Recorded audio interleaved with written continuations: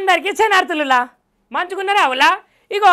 ఈ ఇచ్చంత్రం ఈరయ్య వచ్చిందంటే మంచిగా ఇచ్చంత్రమైన ముచ్చట్లు చిత్రమైన ముచ్చట్లు మంచి మంచి బ్రేకింగ్ న్యూస్ ముచ్చట్లయితే తీసుకొని వస్తాడని మీ అందరికీ ఎరికాను కదా ఇక ఇప్పుడు కూడా సేమ్ గట్లాంటి బ్రేకింగ్ న్యూసే అనుకోండి లేకపోతే చిత్రమైన ముచ్చట్ని అనుకోండి కానీ ఏంటిదంటే ఇటు తెలంగాణ రాష్ట్రంలో అటు ఆంధ్రప్రదేశ్లో ఒక వార్తనైతే చక్కర్లు కొడుతున్నది గదేనులా జూబ్లీ హిల్స్ ఉప ఎన్నిక మరి జూబ్లీ హిల్స్ ఉప ఎన్నిక గురించి మనమైతే ఇప్పుడు మాట్లాడుకోవాలి కదా ఎందుకంటే జూబ్లీ హిల్స్ బైపోల్ ఎలక్షన్స్లోనైతే 11వ తారీఖు అంటే 11వ తారీఖునైతే వాళ్ళ పార్టీకి సంబంధించినటువంటి కార్యకర్తలే కావచ్చు నాయకులే కావచ్చు అందరైతే పోలింగ్ బూతులకు పోయి గుద్దితే నా సావిరంగా వాళ్ళ ఓటు అయితే మంచిగా నమోదైతే చేసుకున్నారు కాకపోతే ఇక్కడ ఒక ట్విస్ట్ ఏంటిది ఎరికేనా ఏ పార్టీకి సంబంధించిన కార్యకర్తలను అడిగినా నాయకులను అడిగినా ఏమంటున్నారు ఎరికేనా ఇగో బీఆర్ఎస్ పార్టీకే జనాలందరూ అయితే వత్తాసు పలికిర్రు బీఆర్ఎస్ పార్టీకి అయితే జనాలందరూ జన నినారజనం పలుక్కుంటా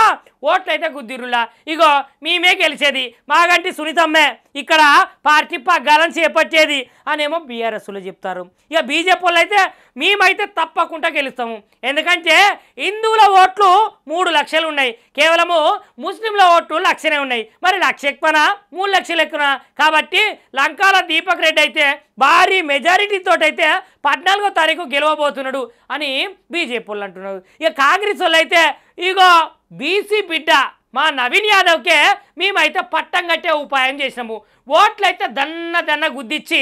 14వ తారీఖు అయితే బంపర్ మెజారిటీ తోటి సుమారుగా 1 లక్ష ఓట్ల మెజారిటీ తోటైతే గెలిపించి అసెంబ్లీకి పంపించే ప్రయత్నమే చేసినాముల్లా అని ఆ పార్టీకి సంబంధించిన నేతలే కావచ్చు కార్యకర్తలే కావచ్చు నాయకులే కావచ్చు అబ్బాబ్బాబ్బాబ్బాబ్బా ఇట్లా చెప్పుకుంటూ పోతే ప్రతి ఒక్కరు అంటున్నారు ఇక వీళ్ళ ముచ్చట ఎందుకు కానీ నేనైతే ఒక ముచ్చట చెప్పబోతున్నా ఇక ఏంటిదంటే ఇక 11వ తారీఖు అయితే ఎలక్షన్స్ అయితే అయిపోయినాయి ఇక 14వ తారీఖు తుది తీర్పు ఉన్నది ఎందుకంటే ఓటర్ మహానుభావులు ఓటర్ జనాలైతే ఎవరికి ఎక్కువ మెజారిటీతో గెలిపిస్తారో అనే ముచ్చట్నైతే మనం 14వ తారీఖు చూడాలిలా బీఆర్ఎస్ అయితే ఇగో మేము తప్పకుండా జూబ్లీ హిల్స్లో గెలిచి